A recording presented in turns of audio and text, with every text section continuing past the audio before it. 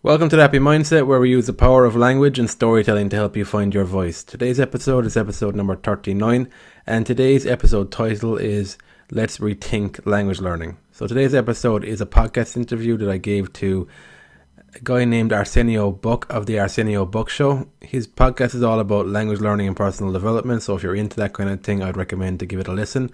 Arsenio provides a lot of value, he's got great energy, and he's a good laugh.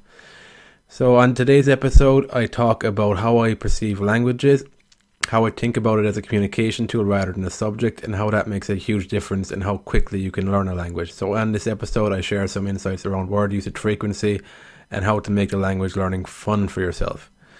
So if you enjoyed today's episode, I would appreciate it if you can leave a rating and a review where you're listening to it to. And if you enjoyed Happy Mindset, head on over to Facebook, join the community there, and get involved.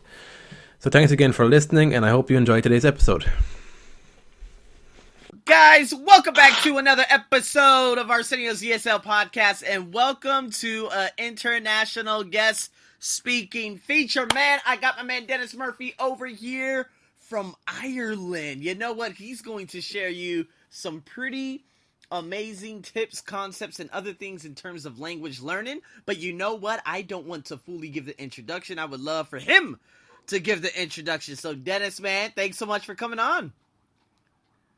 Thanks for having me, Arsenio. It's great to be on the show. Yeah, absolutely. Me, of course, you and I, we connected through Luke, and now you are here because, again, you're in the same realm of what I'm trying to do in terms of creating English courses and so many other things. So I'm just so compelled by what you got going on. So I want you to lay the foundation, man. Tell us who you are. Tell us what's going on.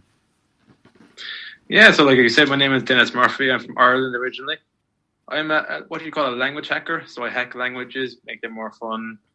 I really focus on the communication and the speaking aspect of a language. I guess I've got the hindsight of I've gone through the traditional degree for French and then a master's in translation. And during that process, I found that there were certain ways where you could learn a language where it would become more fun and you could accelerate your learning. So I learned Spanish and Italian in a completely different way when I came across language hacking and speaking a language quicker. That's just a brief kind of introduction to my background. Awesome. You know what? It's funny because, again, me being from America, my mother being bilingual, you know, she's Puerto Rican, born and raised in Neptune, but my grandmother is from San Juan, Puerto Rico. And, you know, she never taught me Spanish. You know, two languages weren't spoken in the household and whatnot. So, of course, it was like senior year, I started taking Spanish Spanish classes, but again, we were studying it rather than learning it. So when you were in grade school, did you study French while you were in grade school before you went to, of course, university and whatnot? Yeah, I studied French from the age of 13 to about 18, and then I studied at university from 18 to about 22, and then around 22 I started learning Spanish and Italian. I guess in that time, I always had this idea that it takes years to learn a language.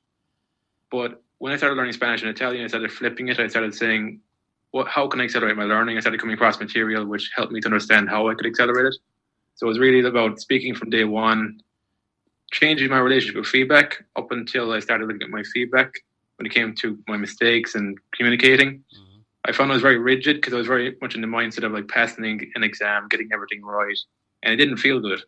So when it came to Spanish and Italian, I thought back to how did I learn English as a baby. So like I was more practical in my approach. I was more, feedback was neutral. It was just I was learning words and getting feedback from the environment to improve my pronunciation, improve my effectiveness with communication. So when I started shifting to that mindset, it opened up the doors to learn Spanish and Italian in a different way. So I started looking at what words do I speak about, what words do I use on a day-to-day basis, what verb tenses do I need to know. And so French gave me the hindsight of like, when I learned French, I was like, what verb tenses do I need to know on a day-to-day basis to communicate effectively? I realized it was the present tense, the past tense, the imperfect tense, the future tense. If my goal was communication, they were the 4 key tenses. So that's how I came about Spanish and Italian. It was to learn those key tenses as well and break them down into like the most frequently used verbs. So word usage frequency was a big concept that opened my mind to practically speaking a language and getting to conversational fluency a lot quicker than I thought was possible. Man, that is amazing. I never really thought about it from that perspective because, again, what words, that's what, when I came here to Thailand, I'm like, okay, what words do I absolutely need? But the thing is, Thai does not have tenses. It has one tense. So, basically, yesterday you would say, I went. Today, it could be present continuous, I'm going. Future, I will go, I'm going to go. I have gone. There's a lot of tenses, but in Thai, it's always the word go, which is pai, and pai muwan, that means I went yesterday.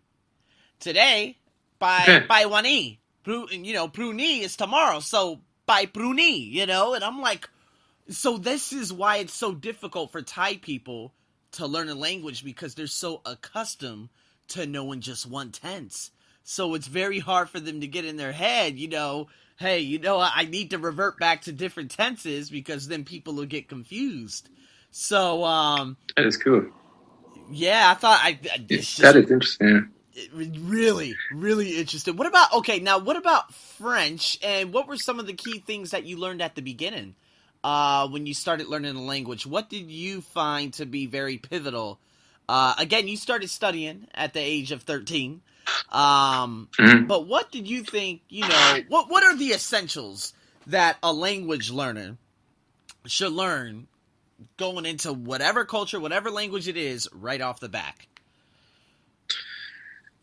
Well, when it came to French and the Romance languages there, Italian, Spanish, Portuguese are all within the same family. Yeah.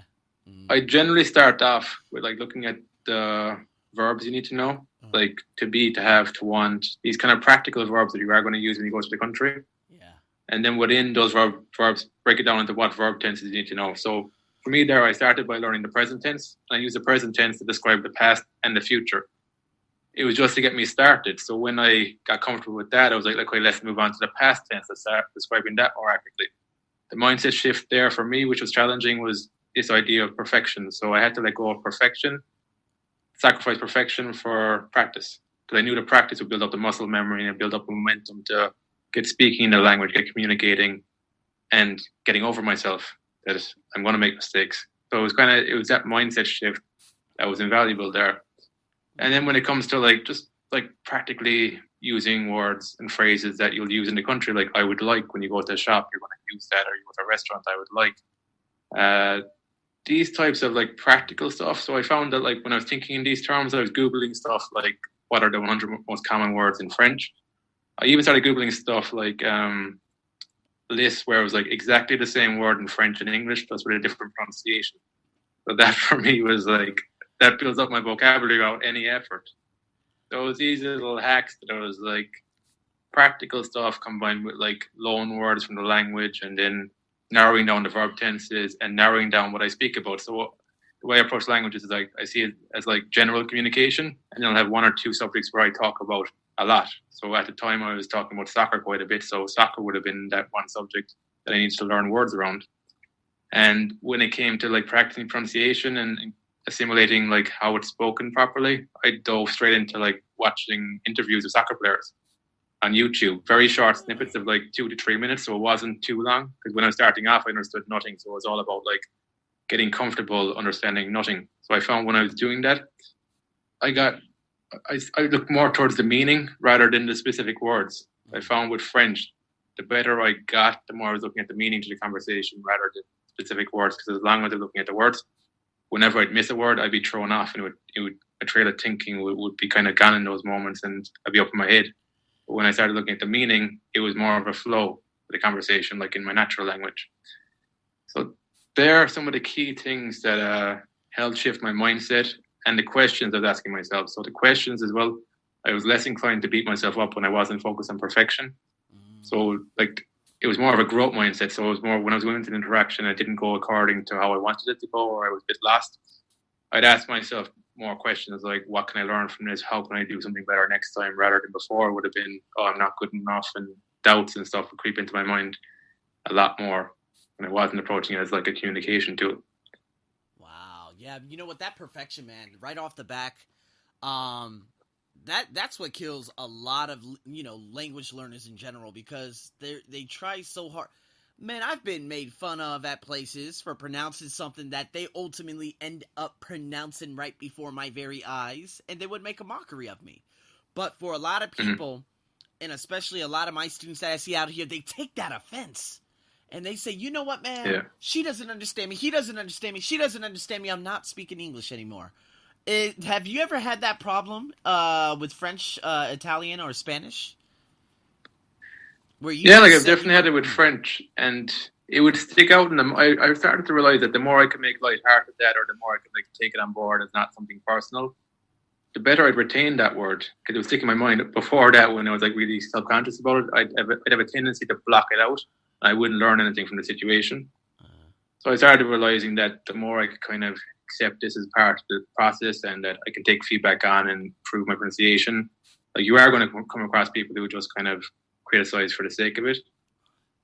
But I kind of just take it on board. It's like, that's a part of life. In all walks of life, you're going to meet people like that. And it's just as much as you can to focus on the positives, because we are hardwired to focus on the negatives. So we're using that knowledge. Just realize that it's your hardwiring your brain that's focusing on the negatives. Just to shift your focus back to like, what can I learn from the situation? And the more you can do that, the more you get what you want. You get better results in languages. You're around more people that are vibing with you instead of focusing on what you don't want. So it was like, focus is a huge thing in languages and life in general. So like, the RAS area of the brain, you're probably familiar about this. So the more you focus on something, the more it expands. And it's the same thing with languages. So like, when you're learning a new word, there's a tendency, like, I can remember when I was learning French, I wasn't aware of the RAS area of the brain, and then I'd learn a new word, no matter how kind of complex it sounded, I'd notice it like a day or a week later, and I'd be like, where was that word all along? Yeah. Because it was just part of my brain, I wasn't aware of it. And when I started realizing that, it was like, okay, there's a huge power to what I'm focusing on when it comes to learning a language, when it comes to communication, when it comes to being around people I want to be around. Dang, again, the learning process, and that's what a lot of people need to get across, and they need to get engraved in their heads, because, again, I had to learn a lot of different things.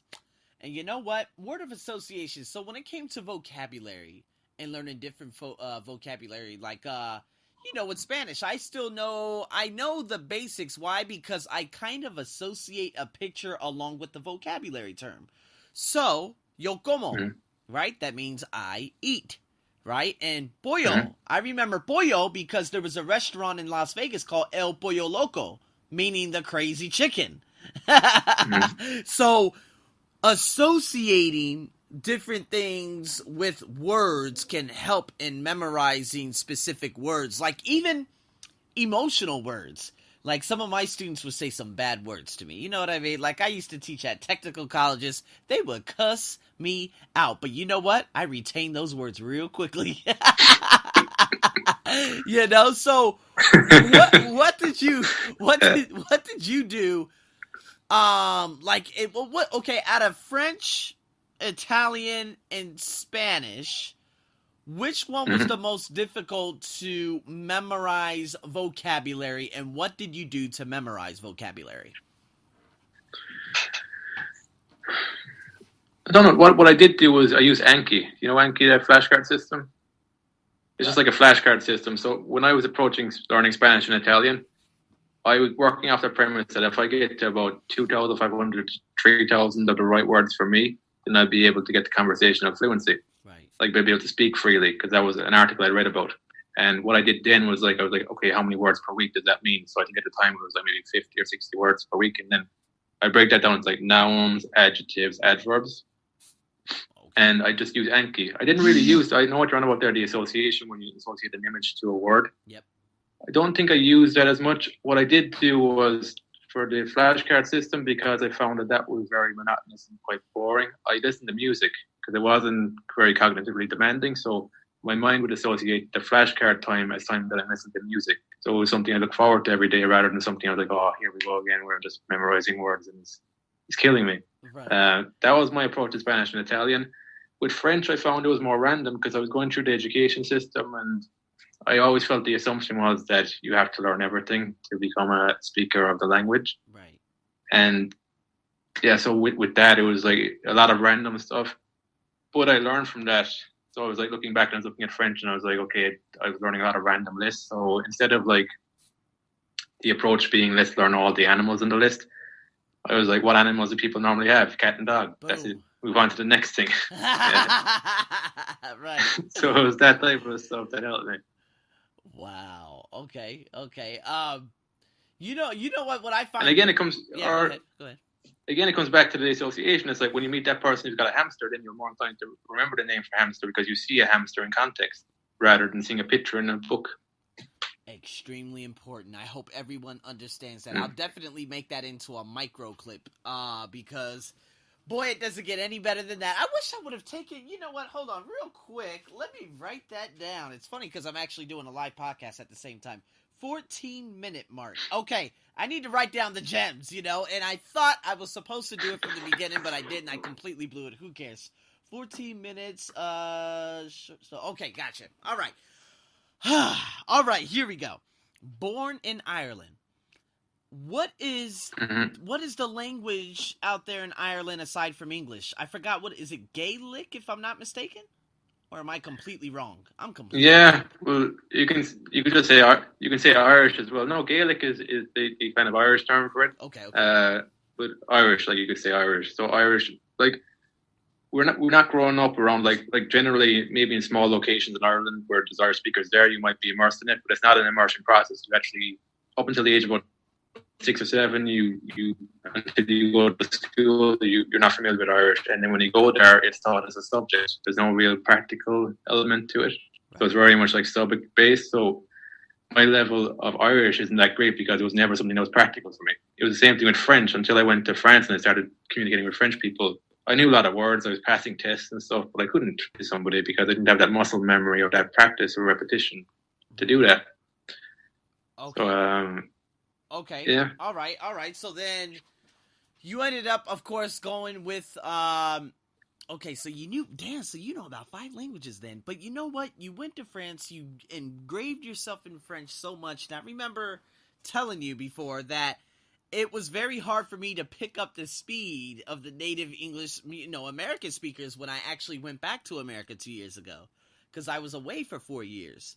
So when I actually went there, I was like, okay. Oh my God, how am I going to, get back up to speed and whatnot? But you know what? In so many languages, how are you able to switch on and switch off? Because I had a friend, again, she's Vietnamese and whatnot.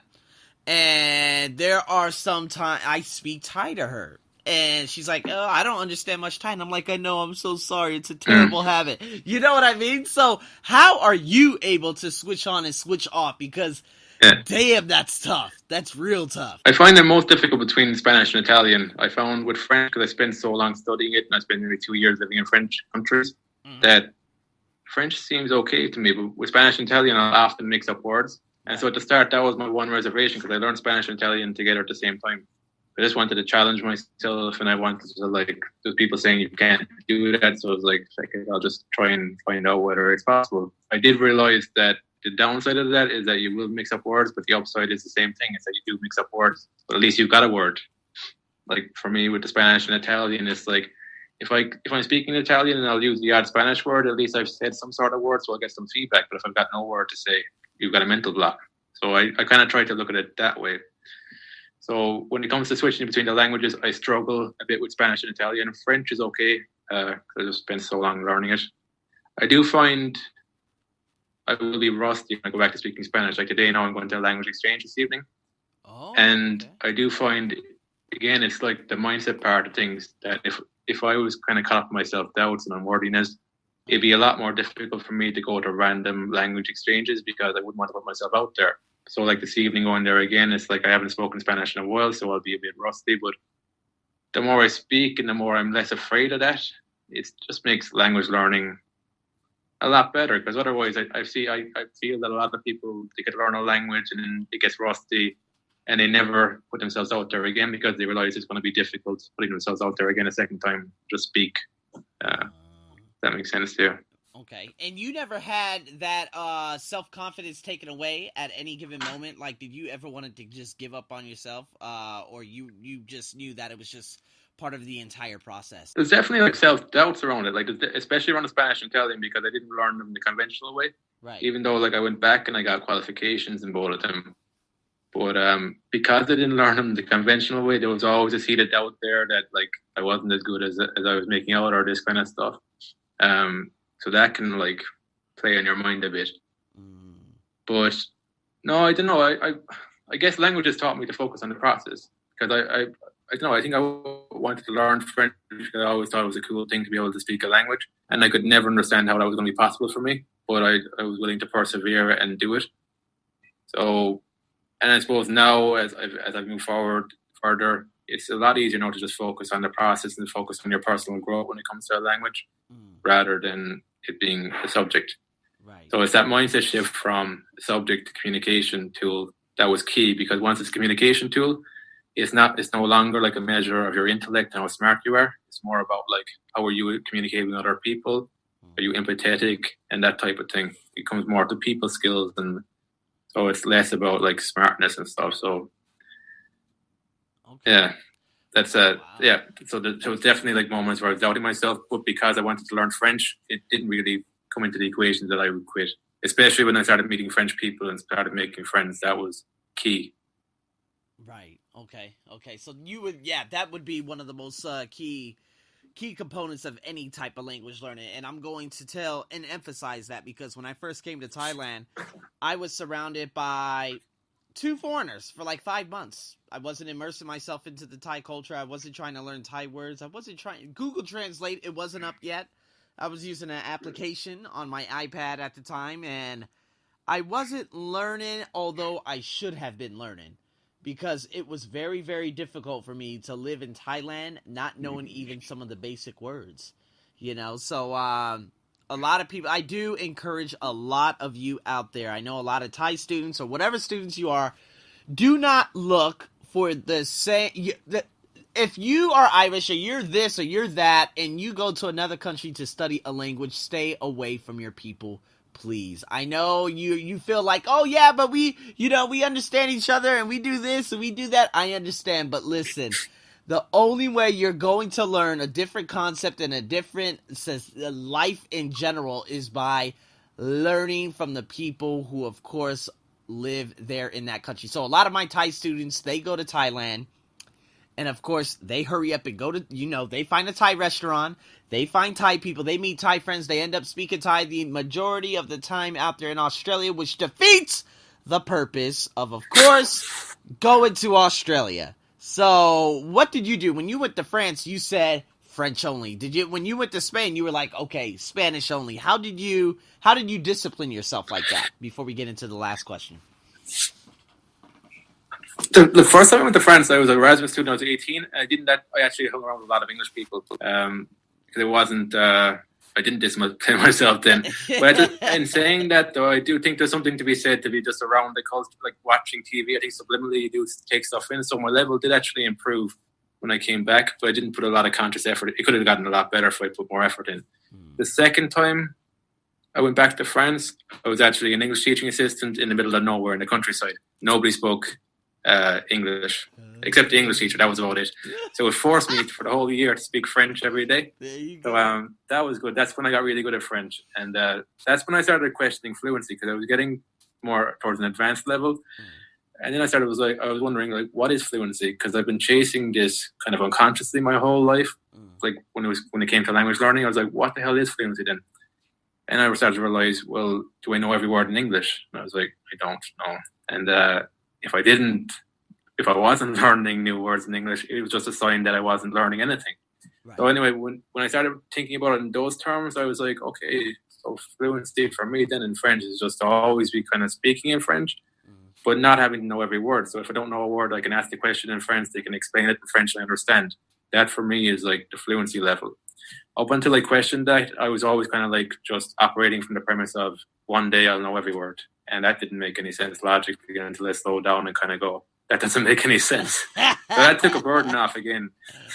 So the discipline, for me there, it was kind of like, I went there, there was no disciplining myself because it was immersion. I was in the middle of nowhere. Awesome. Nobody spoke English really there. So I had to really go out of my way to try and find English speakers if I wanted to. So, yeah. go. So I love that. that was it. Okay. All right, so here we go. Last question. I'm going to let you go, man. What are 3 things that all of these English learners, I've been looking at my podcast, and I got a lot of people out there in Andalusia, in Sevilla, out there in Spain who are listening to me. I got my wonderful folks out there in Mexico City. I got my folks out there in Sao Paulo, my folks out there in Kagoma, in Tokyo, so many different places, right? And I'm just fascinated that we're just so interconnected with each other, from Finland to Portugal to you name it. As a person who speaks 4+ languages, okay? I don't know the real number, but I think it's about 4 to 5, okay? And I could be wrong. It could be about 6. But as a person who is very linguistically sound, what are 3 things that you could tell us or tell the learners out there right now that could provide value in terms of learning English or confidence speaking, whatever that value that you want to provide? What are 3 things that you would give them? I think the first thing is to be very clear on what your goal is. So for a long time with French, I wasn't very clear on what the overall goal was. My goal was just to learn French. But if with learning a language now, I'd say my goal is to communicate. Right. And would be specifically what I'm talking about. What's the purpose? It's either for a job or it's for some sort of pleasure, or get specific on the areas you want to learn vocabulary in. The second thing is to be kind to yourself. Yeah. Sounds a bit kind of funny, but for me, it's it takes the pressure off. And when the pressure is off, you can speak more with a flow, and you're just enjoying the process more, and you're going to learn it better. If your mind is associating language learning as fun, you're going to do it more. And the more you do it, the more you're going to get better. It's a simple equation. Absolutely. And then the third thing would be to focus. If your goal is to speak, focus on things practically. So and always err on the side of simplicity. So for me with Spanish and Italian, I look for the most simple way of doing something, of saying something. I cut out all the synonyms to start with. I was if there's 10 ways of saying something, I just want to know that one word to say it. And then as my level advances, naturally I'll be learning the synonyms in conversation. So that would be the key thing as well. Simplicity is key with speaking, and that's how you're going to build momentum. All right, man. Awesome. Dennis, man, thank you so much for tuning in. Dennis, if anyone's interested, again, and very brief, talk about your Udemy course, and if anyone, of course, wants to ask you any questions, how can they get in contact with you? Yeah, so I just published my course there last month, Mindset Hacks for Language Learners. So it's very much focused on the questions you're asking yourself. I'll talk a little bit about word usage frequency, like we're talking about in the call here. And yeah, it's talk a little bit about emotions and how to deal with uncomfortable emotions that can come up when you're speaking to somebody new in a new language. Some exercises to show you how to deal with that.